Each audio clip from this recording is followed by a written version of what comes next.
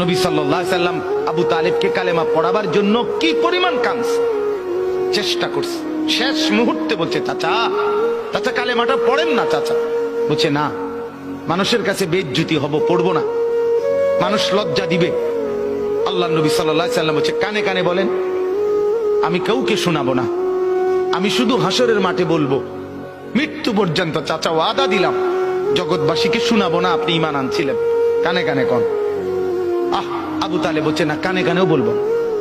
এবার নবী বলে চোখের পানি ফেলতে ফেলতে, চাচা এমনও কইতেন না তো, ঠিক আছে চাচা, আমি কালেমাটা পড়ি, আপনি শুধু ঠোঁটটা নাড়েন, আপনি শুধু ঠোঁটটা নাড়বেন, আমি হাসরের দিন বলবো, মাওলা আমার চাচা কালেমা পড়ছিল এজন্য ঠোঁট নাড়ছে, একটু সুযোগ দেন। চাচা বলছে না না না, আমি ঠোঁটও নাড়বো না। আল্লাহ নবী তখন অঝরে কাঁদতেছিলেন আর চোখের পানি ফেলে বললেন, চাচা আপনি জাহান্নামের আগুনে জ্বলবেন, আমি সইব কেমন? আবু তালেব নাফরমান তখন কি বলছে জানেন? আন্নারু খায়রুম মিনাল আর। মুহাম্মদ, মানুষের কাছে লজ্জা পাওয়ার চাইতে আগুনে জ্বলা অনেক ভালো। বাপ, নিজেদের জিন্দেগিতে একবার ভাইবা দেখেন, আমিও ভাবি আপনিও ভাবেন এমন আচরণ আমার মধ্যে আছে কিনা। 3 দিন ধরে যে বাড়িতে মেয়ের বিয়েতে, ছেলের বিয়েতে যে ডেকসেট বাজাইলেন, কারে খুশি করার জন্য?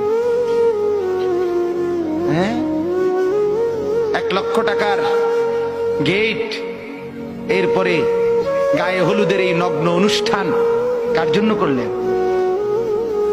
বেড়া বেড়ি সব, যুবক যুবতী সব একই মাইক্রো প্রাইভেট কারের ভিতরে যাতাযাতি করে বহাইয়া একখান থেকে একখানে নিলেন, কার জন্য? পুরা প্যান্ডেলের ভিতরে একসাথে বেড়া বেড়ি একত্রে খায়, নাচে, গায়, ফুর্তি করে, কার জন্য? শুধু সমাজ, সোসাইটি, পরিবেশ, সোসাইটি মেনটেন করছেন, সমাজ মেনটেন করছেন। ছেলেরা চাইছে, মেয়েরা চাইছে, বাচ্চারা চাইছে, এতে হেতে চাইছে, তো মালিক তিনি কি চাইছিল? ওনার কথা মনে হয় নাই? রাসূল সাল্লাল্লাহু আলাইহি সাল্লাম, তার কথা মনে হয় নাই? বলেন, কিয়ামতের দিন নবী সাল্লাল্লাহু আলাইহি ওয়াসাল্লামের কাছে কোরআনে আছে, ফাকাইফা ইযা জিনা মিন কুল্লি উম্মাতিন বিশাহীদ ওয়া জিনা বিকা আলা হাউলা'i শাহীদা। নবীকে বলছে আল্লাহ, বন্ধু আপনার উম্মতের প্রত্যেকের আমলনামা আমি আপনার হাতে দেখাবো, আপনার হাতে, আপনার সামনে পেশ করব, আপনি দেখে কথা বলবেন আমার কাছে, সুপারিশ আপনি কইরেন, মানা নাই, কিন্তু আপনি দেখে করবেন।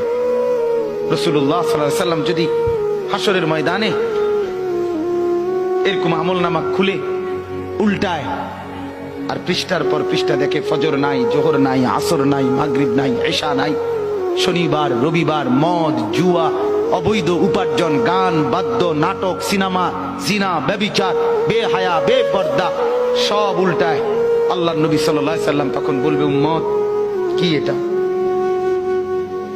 উম্মত আমার 23 বছরের এত চোখের পানির কথা একবারও মনে হয় নাই?